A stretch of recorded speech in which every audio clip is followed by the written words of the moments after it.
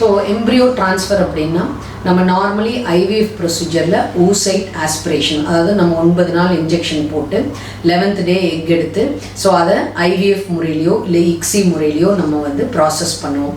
So IVF அப்படின்னா நம்ம X எல்லாம் எடுத்து அதை சுற்றி நம்ம ஸ்பெர்ம்ஸ் இன்செமினேட் பண்ணிடுவோம்.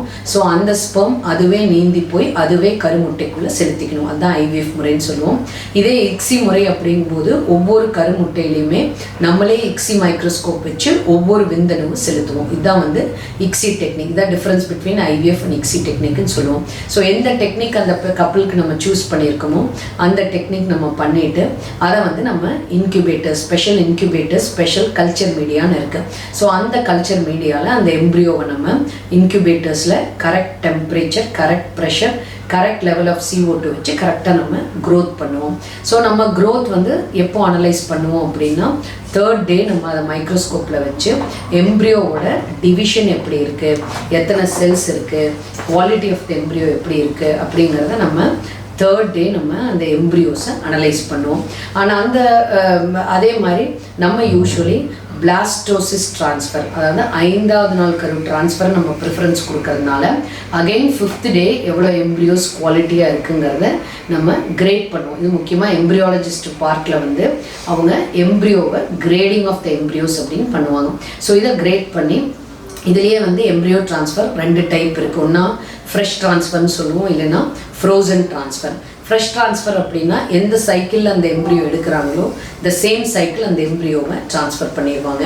ஸோ இப்போ வந்து கொஞ்சம் லேட்டஸ்ட்டாக நம்ம நிறைய கப்பலுக்கு ஃப்ரோசன் ட்ரான்ஸ்ஃபர் பண்ணுறோம். ஸோ ஃப்ரோசன் அப்படின்னா எந்த சைக்கிளில் எம்ப்ரியோ கலெக்ட் பண்ணுறாங்களோ அந்த சைக்கிளில் எம்ப்ரியோஸை ஃப்ரீஸ் பண்ணிவிட்டு நெக்ஸ்ட் சைக்கிளில் பேஷண்ட்ஸ் நார்மலாக பீரியட் ஆனதுக்கப்புறம் இயற்கையான சைக்கிளில் அந்த எம்ப்ரியோஸை வந்து ட்ரான்ஸ்ஃபர் பண்ணுறோம். இது வந்து ஃப்ரோசன் எம்ப்ரியோ ட்ரான்ஸ்ஃபர் சைக்கிள் அப்படின்னு சொல்லுவோம்.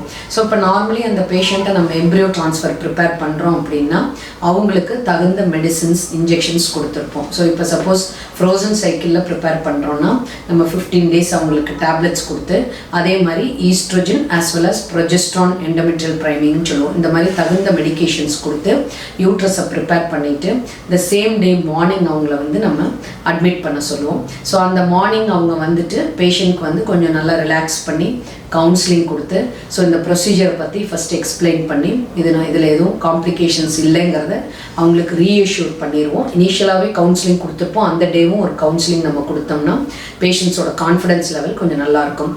ஸோ அதுக்கப்புறம் நம்ம அந்த பேஷண்ட்டை எம்ப்ரியோ ட்ரான்ஸ்ஃபர் ரூம் கூட்டிகிட்டு போயிட்டு அவங்கள அகைன் நம்ம ரிலாக்ஸ் பண்ணி நல்லா பேசிட்டு நம்ம நார்மலாக பேஷண்ட்ஸை படுக்க வைப்போம். ஸோ இது வந்து not under anaesthesia. So usually anaesthesia கொடுத்து நம்ம பண்ணுறதில்ல. எம்ப்ரியோ ட்ரான்ஸ்ஃபர் இஸ் சிம்பிள் ப்ரொசீஜராக இருக்கும். பட் டெக்னிக்கலி கரெக்டாக பண்ணணும். பட் ப்ரொசீஜர் வைஸ் சிம்பிளாக இருக்கும்.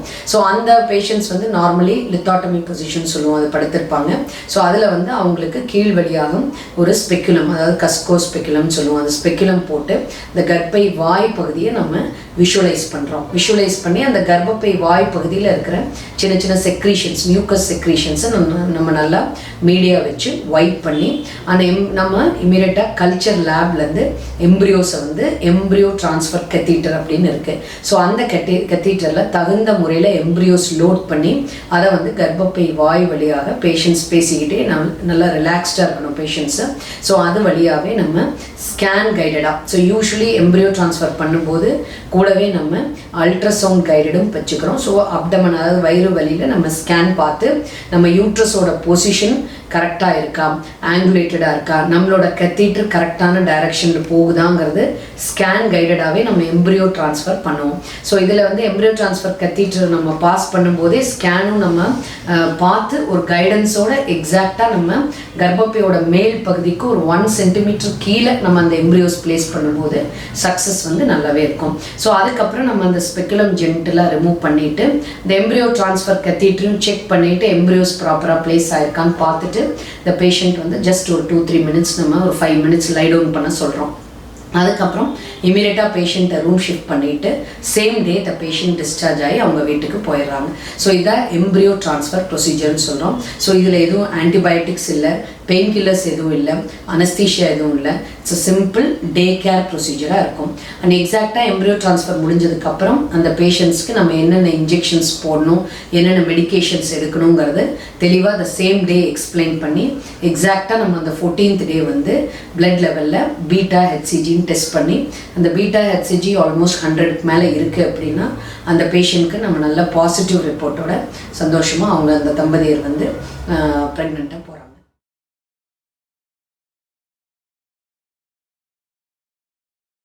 ஸோ இப்போ எம்ப்ரியோ ட்ரான்ஸ்ஃபர் பண்ண அப்புறம் நிறைய பேஷண்ட்ஸ் பயப்படுறது வந்து நம்ம எம்ப்ரியோஸ் ட்ரான்ஸ்ஃபர் பண்ணிட்டோம் அப்படின்னா கம்ப்ளீட்டாக படுத்தே இருக்கணும், எதுவுமே பண்ணக்கூடாது, எந்த ஆக்டிவிட்டீஸ் பண்ணக்கூடாது, மூமெண்ட்ஸே இருக்கக்கூடாது. ஸோ இந்த மாதிரி நிறையா மித்ஸ் வந்து மக்களிடையே இருக்குது. நார்மலி எம்ப்ரியோ ட்ரான்ஸ்ஃபருங்கிறது சிம்பிள் ப்ரொசீஜருங்கிறது கவுன்சிலிங் கொடுத்துட்டு ரெஸ்ட் கண்டிப்பாக தேவை இல்லைங்கிறது அவங்களுக்கு நம்ம ப்ராப்பராக புரிய வைக்கணும். ஏன்னா சயின்டிஃபிக்கலி பேஷண்ட்ஸ் நல்லா மொபிலைஸ் பண்ணிவிட்டு நார்மலாக இருக்கிற பேஷண்ட்டோட ரிசல்ட்ஸ் வந்து கம்பேரிட்டிவ்லி லை டவுன் பண்ணி 24 hours படுத்தே இருக்கிற பேஷண்ட்டோட ரிசல்ட்ஸ் கம்பேர் பண்ணும்போது நல்லா மொபிலைஸ் பண்ணுற பேஷண்ட்ஸோட ரிசல்ட்ஸ் எக்ஸலண்ட்டாக இருக்குது. கம்ப்ளீட் ரெஸ்ட்டில் இருக்கிற பேஷண்ட்ஸ் டெஃபினட்டாக குறைவாக இருக்குது. ஸோ இதை வந்து அவங்களுக்கு நம்ம ப்ராப்பராக புரிய வைக்கணும். ஸோ எம்ப்ரியோ ட்ரான்ஸ்ஃபர் முடிஞ்ச அப்புறம் பேஷண்ட் நார்மலாக இருக்கலாம், அவங்களோட ஆக்டிவிட்டீஸ் அவங்களே பண்ணிக்கலாம். ஸோ எக்ஸப்ட் வெயிட் லிஃப்டிங் ஒரு ஹெவி ஒர்க் மட்டும் வேண்டாம்னு சொல்லுவோம். மற்றபடி இயற்கையாக எல்லா ஆக்டிவிட்டீஸும் அவங்க நார்மலாக பண்ணிக்கலாம். அதே மாதிரி கம்ப்ளீட்டாக படுத்தே இருக்கணுங்கிறது அவசியமே இல்லைங்கிறத திருப்பி சொல்லணும். அண்ட் டெய்லி அவங்க பாத் எடுத்து அவங்களோட பர்சனல் ஹைஜீன் நல்லா மெயின்டைன் பண்ணிக்கணுங்கிறது அவங்களுக்கு எம்ஃபசைஸ் பண்ணி நம்ம கவுன்சிலிங் கொடுக்குற மாதிரி இருக்கும். லாங் ட்ராவல் கொஞ்சம் அவாய்ட் பண்ணிக்க சொல்லுவோம். அண்ட் முக்கியமாக எம்ப்ரியோ ட்ரான்ஸ்ஃபர் முடிஞ்சு ப்ரொஜெஸ்ட்ரான்கிற நம்ம டேப்லெட்ஸ்லையோ இல்லை ஜெல் வடிவிலையோ இல்லை இன்ஜெக்ஷன்ஸ் வடிவிலையோ அந்த பேஷண்ட்ஸ்க்கு வந்து நம்ம ப்ரிஸ்கிரிப்ஷன் கொடுத்துருப்போம். ஸோ அது வந்து நம்ம ப்ராப்பராக எக்ஸ்பிளைன் பண்ணி அதனோட இம்பார்ட்டன்ஸ் சொல்லி எக்ஸாக்டாக அந்த டைமுக்கு அந்த மெடிகேஷன்ஸ் அவங்க எடுக்கணுங்கிறது நம்ம கவுன்சிலிங் கொடுத்துருக்கணும். ஸோ 14th டே எப்போ அவங்க பின்னாடி ரிசல்ட்ஸ்க்கு வரணுங்கிறது டேட் ஃபிக்ஸ் பண்ணி கொடுத்துட்டு அந்த டே அன்னைக்கு பீட்டா ஹெச்சிஜி பார்த்துட்டு அதுக்கப்புறம் சப்போஸ் பாசிட்டிவ் நல்லா இருக்குது அப்படின்னா 48 hours கழித்து செகண்ட் பீட்டா ஹெச்சிஜி டப்ளிங்கும் பார்த்துட்டு எக்ஸாக்டாக 1 week கழித்து நம்ம அந்த கப்பிள் கூப்பிட்டு நம்ம அந்த பொண்ணுக்கு டிரான்ஸ்வெஜினல் அல்ட்ராசவுண்ட் பார்த்துட்டு எவ்வளோ சாக்ஸ் ஃபார்ம் ஆயிருக்கு, நம்பர் ஆஃப் சாக்ஸ், இதெல்லாமே ஹாப்பி நியூஸ் அவங்களுக்கு நம்ம கொடுக்குற மாதிரி இருக்கும்.